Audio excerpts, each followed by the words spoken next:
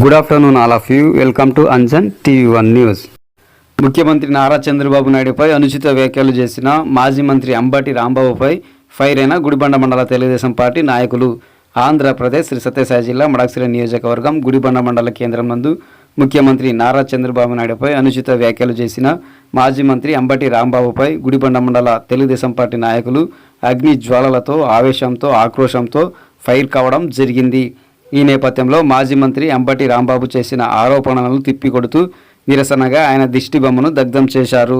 ఈ కార్యక్రమంలో గుడిబండ మండల తెలుగుదేశం పార్టీ అధ్యక్షులు లక్ష్మీ నర్సప్ప, సింగిల్ విండో అధ్యక్షులు మద్దనకుంటప్ప, జిల్లా వీరశైవ లింగాయత్ అధ్యక్షులు Durgesh, lawyer Shivakumar, cluster in charge Chitrashekar, Budipalli Jayaramappa, మాజీ ఎంపీటీసీలు భోజరాజు, ప్రకాష్, వెంకటేష్, రాజన్న, మాజీ సర్పంచ్ నారాయణప్ప, బాదేపల్లప్ప, కరికెర స్వామి, జనసేన మండల అధ్యక్షులు మంజునాథ్, నాగరాజ్, జయన్న, జగదీష్, వరప్రసాద్, జానీ, గంగాధర్, జయన్న, శ్రీరామప్ప, రామంజీ, నాగరాజ్, ఫీల్డ్ అసిస్టెంట్లు, గుడిబండ మండల తెలుగుదేశం పార్టీ నాయకులు, కార్యకర్తలు పాల్గొన్నారు.